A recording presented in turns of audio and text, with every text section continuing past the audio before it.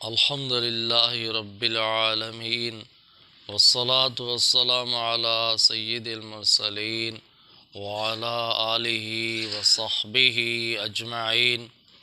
أما بعد فأعوذ بالله من الشيطان الرجيم. بسم الله الرحمن الرحيم.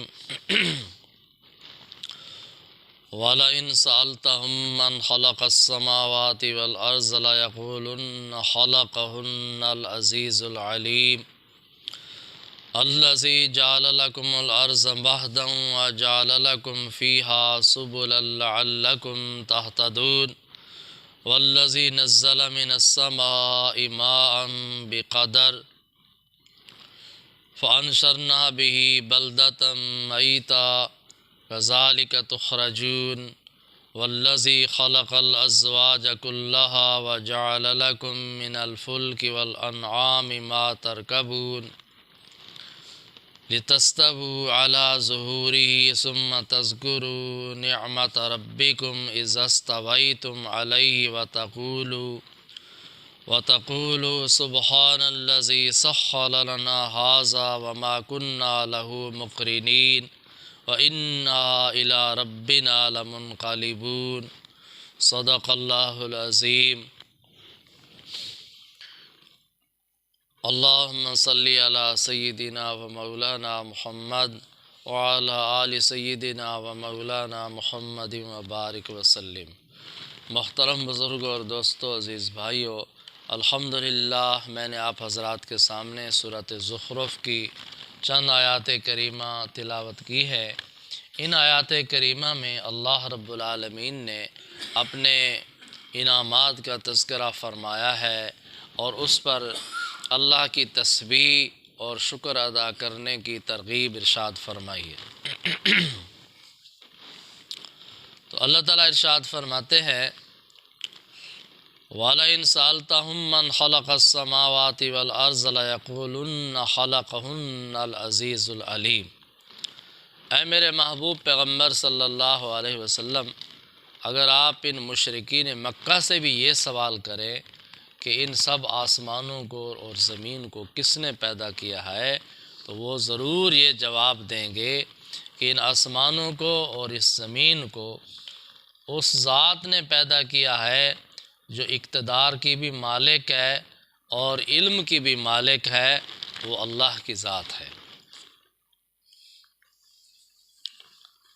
مشرکین مکہ شرک تو کرتے ہیں کہ اللہ تعالیٰ نے ہمارے دیوتاؤں کو اپنے اختیارات میں شریک کر لیا ہے، لیکن سب سے بڑا خدا اللہ تعالیٰ کو مانتے ہیں. یہ انسان کی عقل کی مجبوری ہے کہ وہ آخر کار ایک ایسی ہستی کو ماننے پر مجبور ہے کہ جس نے سب کو پیدا کیا ہو اس کو کسی نے پیدا نہ کیا ہو، جو سب پر غالب ہو اس پر کوئی غالب نہ ہو، جس کا سب پر اختیار ہو اس پر کسی کا اختیار نہ ہو. ایک ایسی ہستی کو ماننا ضروری ہے، اور وہ ہستی کون ہے؟ وہ صرف اللہ تعالیٰ کی ذات ہے. فرمایا الذی جعل لکم الارض مہدا وجعل لکم فیہا سبلا لعلکم تہتدون. فرمایا وہ اللہ کی ذات کیسی مہربان ذات ہے کہ جس ذات نے تمہارے لیے زمین کو بچھونا بنا دیا،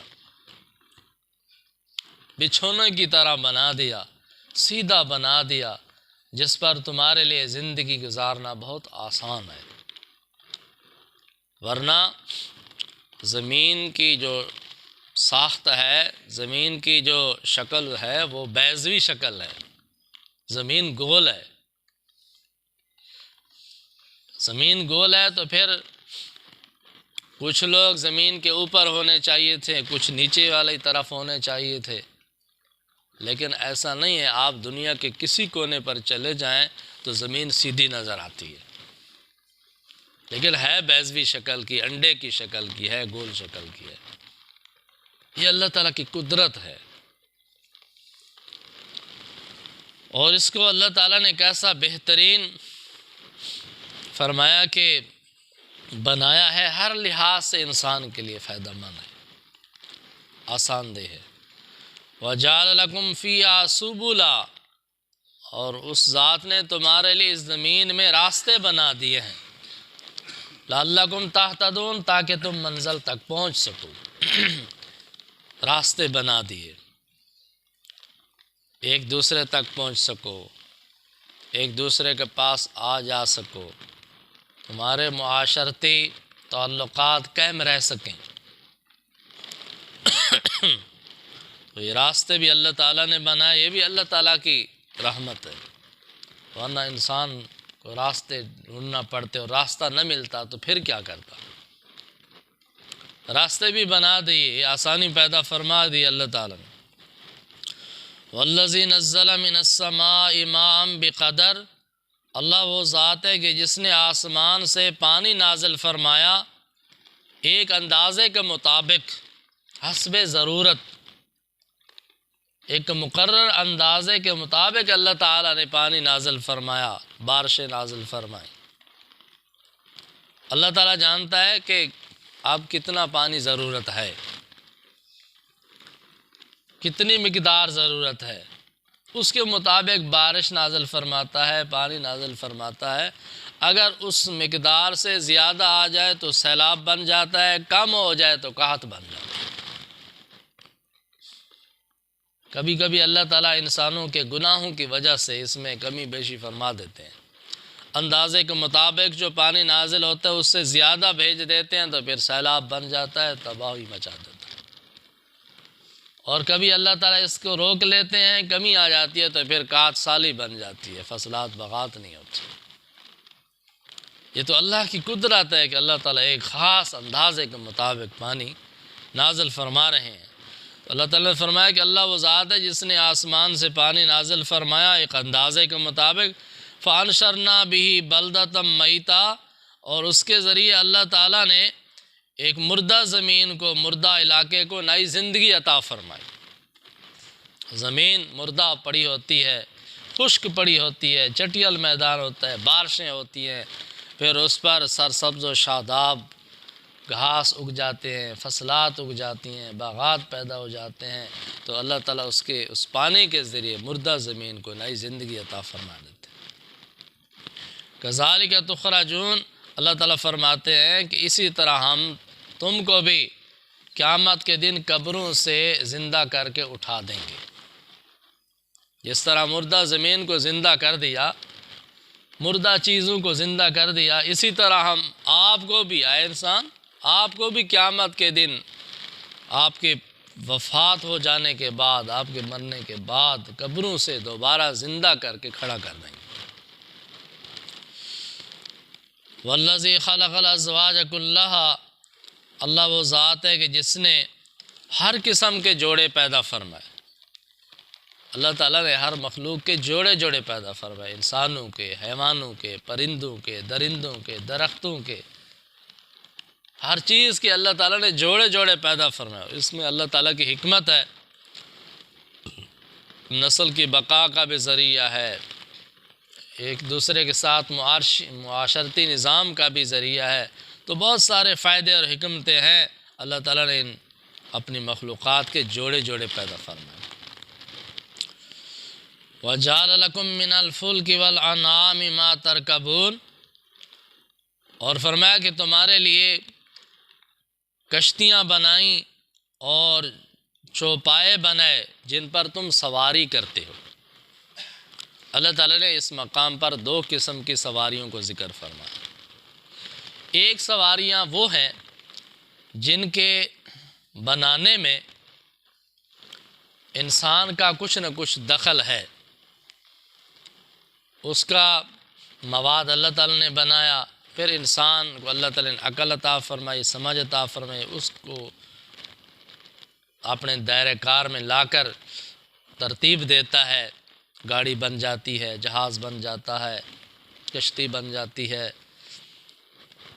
اسی طرح ایک قسم کی وہ سواریاں ہیں کہ جن کے بنانے میں انسان کا کچھ نہ کچھ دخل ہے۔ ایک وہ سواریاں ہیں کہ جن کے بنانے میں انسان کا کوئی دخل نہیں ہے، جیسے اونٹ ہو گئے، گھوڑے ہو گئے، گدھے ہو گئے، یہ وہ سواریاں ہیں کہ ان کے بنانے میں انسان کا کوئی دخل نہیں ہے۔ تو یعنی سواریاں دو قسم کی ہیں، تو اللہ تعالیٰ نے دو قسم کی سواریوں کا تذکرہ کر کے اشارہ فرما دیا کہ اللہ وہ ذات ہے جس نے تمہارے لیے کشتیاں بنائیں۔ اس سے مراد یہ ہے کہ وہ سواریاں بنائیں جن کے بنانے میں تمہارا عمل دخل ہے کچھ نہ کچھ۔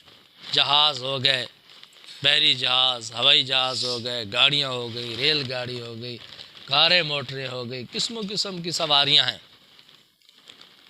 یہ بھی اللہ تعالیٰ کے حکم سے بنی ہے، ان کا مواد بھی اللہ تعالیٰ کا بنایا ہوا ہے۔ اس کو جو ترتیب ہم نے دی ہے انسانوں نے، اس کی عقل بھی اللہ تعالیٰ نے عطا فرمائی، سمجھ بھی اللہ تعالیٰ نے عطا فرمائی، توفیق بھی اللہ تعالیٰ نے عطا فرمائی۔